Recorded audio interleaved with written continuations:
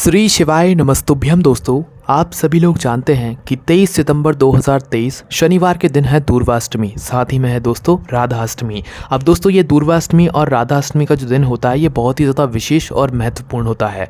और इस बार ये जो दिन है ये 2 दिन मनाई जा रही है, दूर्वाष्टमी और राधाष्टमी। सबसे पहला दिन है यहाँ पर 22 सितंबर 2023 शुक्रवार का दिन रहेगा और 23 सितंबर 2023 शनिवार का दिन रहेगा। तो अगर उदया तिथि के अंतर्गत अगर हम लोग बात करें दूर्वाष्टमी और राधाष्टमी किस दिन मनाई जाएगी, तो वो 23 सितंबर 2023 शनिवार के दिन मनाई जाएगी। ठीक है, क्योंकि दोस्तों कई सारे लोग राधाष्टमी का व्रत भी करते हैं और इस व्रत को करने से भी जो है आपको भगवान श्री कृष्ण राधा रानी की जो है कृपा प्राप्त होती है। तो दोस्तों आज की इस वीडियो में हम आपको दूर्वाष्टमी या राधाष्टमी के वो विशेष उपाय बताएंगे जो कि अगर आप लोग इस दूर्वाष्टमी या राधाष्टमी के दिन करते हैं तो निश्चित ही आपकी सारी मनोकामनाएं पूर्ण होंगी, आपकी दुख और समस्याएं भी दूर होंगी। तो देखिए, जो लोग इस राधाष्टमी को या इस दूर्वाष्टमी को 22 सितंबर 2023 के दिन मान रहे हैं वह इन उपायों को इस दिन करें, और जो लोग 23 सितंबर 2023 को राधाष्टमी या दूर्वाष्टमी मान रहे हैं वो इन उपाय को शनिवार के दिन करें। ठीक है, पर जो उदया तिथि के अंतर्गत जो नियम के साथ पालन के साथ राधाष्टमी का दिन देखा जाएगा वो 23 सितंबर 2023 शनिवार के दिन ही देखा जाएगा। तो उस दिन अगर आप लोग ये सभी उपाय करेंगे तो ज़्यादा उत्तम रहेगा। और दोस्तों जैसा कि आप सभी लोग जानते हैं कि अभी गणेश चतुर्थी के दिन भी चल रहे हैं, तो भाई ये जो उपाय है ना ये गणेश चतुर्थी से जुड़ा हुआ भी है, मतलब गणेश जी के दिनों से जुड़ा हुआ भी है। इसीलिए दोस्तों आपको यह वाला उपाय बिल्कुल करना चाहिए, क्योंकि गणेश चतुर्थी के दिनों में आपको किसी भी उपायों का जो फल है वो बहुत जल्दी और बहुत बड़ा होकर मिलता है। ठीक है, तो राधाष्टमी या दूर्वाष्टमी का ये दिन आप लोग बिल्कुल भी मत छोड़ना, है ना। तो करना क्या है दोस्तों, अब सबसे पहला जो हम आपको उपाय बताएंगे वो किस चीज़ के लिए बताएंगे, सबसे पहले आप लोग वो सुन लीजिए। देखिए, कई सारे लोगों के घर में क्या होता है कि उनको हमेशा ये दिक्कत परेशानी रहती है कि उनके घर में सुख शांति नहीं रहती है। अब सुख शांति कहने का मतलब क्या है कि उनके घर में हमेशा लड़ाई झगड़ा होता ही रहता है। लड़ाई झगड़ा के अलावा उनके घर में जो है कलेश मचा रहता है, मतलब एक दूसरे से किसी को बात करने का मन नहीं करता है, या एक दूसरे में घर में ही जो है मतलब परिवार के जो सदस्य जन रहते हैं वो मुंह फुलाकर रहते हैं, है ना, और चेहरा उतरा हुआ सा रहता है और सुख शांति तो बिल्कुल नाम की नहीं रहती है। तो अगर ये सभी समस्याएं आपके घर में आपको देखने को मिल रही हैं तो भाई जल्दी से जल्दी ये उपाय इस दिन ज़रूर कर लेना, क्योंकि इस उपाय को करने से आपको वो फल की प्राप्ति होगी जिसकी आपने कभी कामना भी नहीं करी होगी। ठीक है, आपके घर में सुख शांति अच्छे से आ जाएगी, है ना। अब इस उपाय में आपको करना क्या है, कौन कौन सी सामग्री आपको इस उपाय में उपयोग होंगी वो हम आपको इस वीडियो में बताते हैं। उपाय को अच्छे से सुनिएगा, उसके बाद उपाय कीजिएगा, तभी उपाय ये अच्छे से काम करेगा, है ना। तो करना क्या है, देखो इस उपाय को आपको प्रातःकाल सुबह सुबह करना है। किस दिन करना है, दूर्वाष्टमी राधाष्टमी के दिन। उदया तिथि के अंतर्गत 23 सितंबर 2023 को जो है राधाष्टमी या दूर्वाष्टमी सही मान्य रहेगी, है ना। करना क्या है, देखो सबसे पहली चीज़ इस उपाय में आपको एक लाल वस्त्र का टुकड़ा या लाल वस्त्र जो है का कपड़ा जो है आवश्यकता होगी, है ना। तो एक लाल वस्त्र आपको इस उपाय में सबसे पहली चीज़ लेना है। उसके बाद में दोस्तों दूसरे नंबर पे जो चीज़ आती है वो आती है लाल फूल। क्या चीज़ आती है, लाल फूल। जो लाल कलर के फूल होते हैं ना, जैसे गुलाब के फूल होते हैं लाल कलर के, तो उपाय के लिए आप गुलाब के ही इस्तेमाल करना। तो एक लाल वस्त्र हो गया और कुछ लाल फूल हो गए।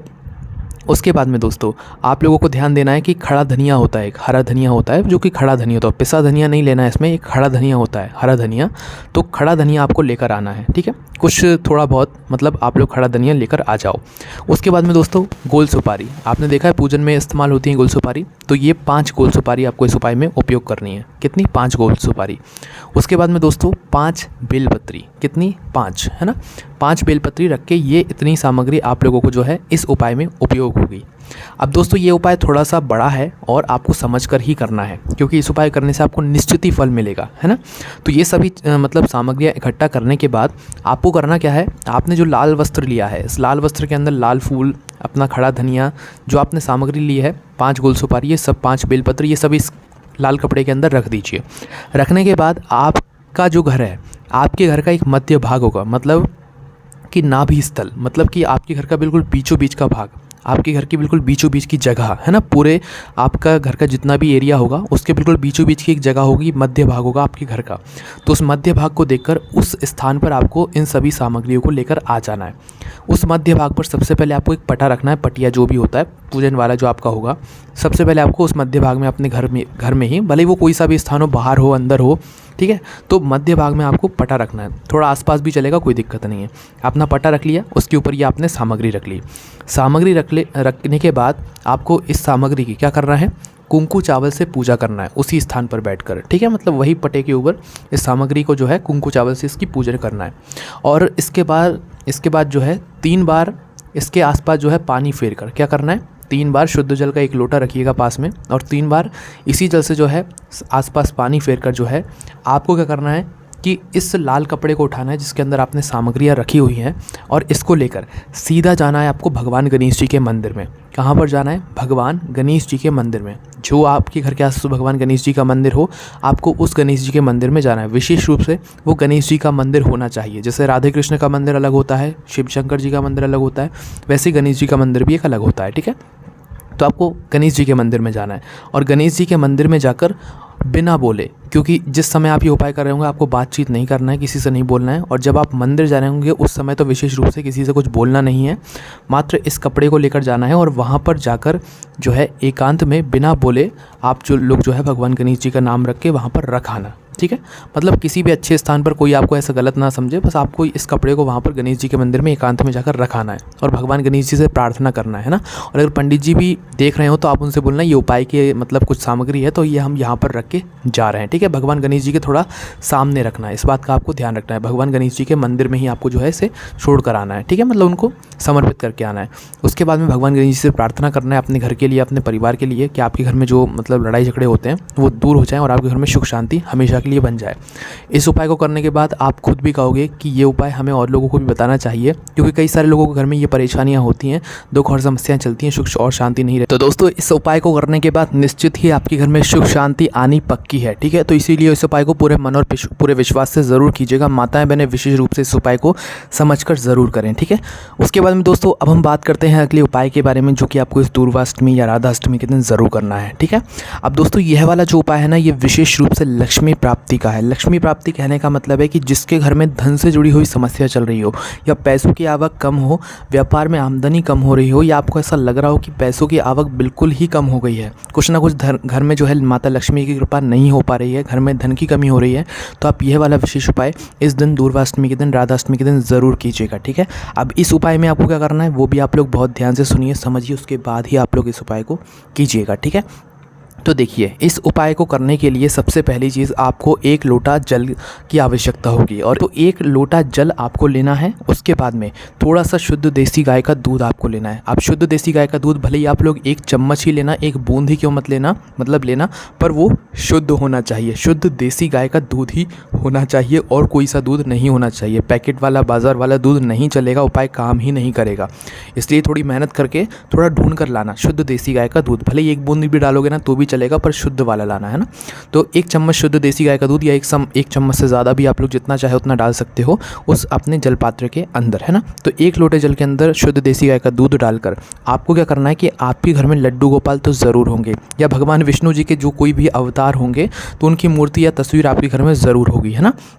तो आपको करना क्या है, तो देखिए यहाँ पर आपको करना यह है कि एक दूर्वा भी आपको ज़रूर लेनी है। गणेश चतुर्थी के दिन चल रहे हैं तो उन्हीं से जुड़ा हुआ ये भी उपाय है एक विशेष, तो एक दूर्वा भी आपको इस उपाय में ज़रूर लेनी है। अब इस दूर्वा को आपको अपने इस जलपात्र के अंदर डाल देना जिसमें आपने दूध डाला हुआ है, शुद्ध देसी गाय का दूध, है ना। मतलब जिस तरीके से आप कोई चीज़ को मतलब किसी चीज़ के सहारे कुछ चीज़ छिड़कते हैं ना, तो उसी तरीके से आप एक दूर्वा डाल दीजिए। एक ही दूर्वा की आवश्यकता होगी, एक से ज़्यादा नहीं होगी। चाहो तो एक से ज़्यादा भी रख सकते हो, पर एक बहुत हो जाएगी, है ना। तो एक दूर्वा आपको अपने जलपात्र के अंदर डाल देनी है।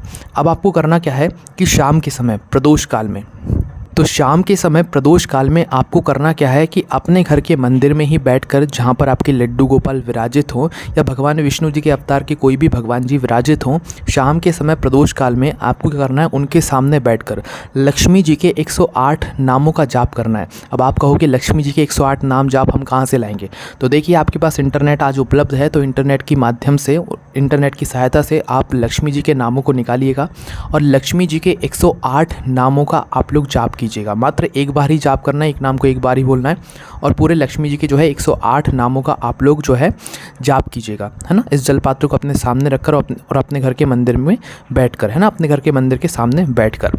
उसके बाद में दोस्तों यह उपाय को करते समय आपको एक घी का दीपक भी जलाना है। घी का दीपक किस चीज़ का जलाओगे, चाहो तो गोल बाती का भी जला सकते हो, चाहो तो लंबी बाती का भी जला सकते हो, कोई दिक्कत नहीं है। ठीक है, लंबी बाती का जलाओगे तो भी चलेगा, गोल बाती का जलाओगे तो भी चलेगा।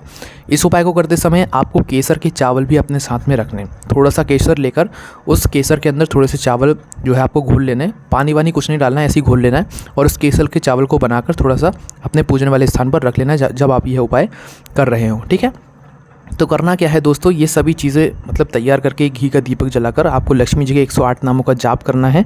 और जाप करने के बाद आपको जो है क्या करना है कि भगवान से प्रार्थना करना है। और प्रार्थना करने के बाद आपने जो जल पात्र अपने साथ में रखा हुआ है जिसके अंदर आपने एक दूर्वा भी डाली हुई है, उस दूर्वा के छींटे आप सबसे पहले अपने घर के मंदिर में कीजिए और अपने पूरे घर में उस दूर्वा के जो है छींटे कर दीजिए। मतलब उस दूर्वा के सहारे आपने जो जल पात्र रखा हुआ है जिसके अंदर दूध भी डाला हुआ है आपने, उसी जल के छींटे आप अपने पूरे घर में छिड़क दीजिए और माता लक्ष्मी से प्रार्थना कीजिए। निश्चित ही माता लक्ष्मी आपके घर में से प्रसन्न हो जाएंगी और आपके घर में जो भी धन की समस्या चल रही होगी वो दूर हो जाएगी। ठीक है, उसके बाद में दोस्तों बात करते हैं एक और विशेष उपाय की जो कि आप लोग ज़रूर कर सकते हैं। और इस उपाय को करने से भी भगवान शिव जी की कृपा आपके ऊपर हमेशा सदैव बनी रहेगी और भगवान गणेश जी की कृपा भी आप पर सदैव बनी रहेगी। और यह उपाय करने से कभी आपके घर की तिजोरी या आपके घर की गोदरेज जहाँ पर आपका पैसा रखा जाता है वो जगह कभी भी खाली नहीं होगी, वो हमेशा धन से भरी ही रहेगी, कभी आपके घर में पैसों की कमी नहीं होगी। तो ये एक और विशेष उपाय आप कर सकते हैं।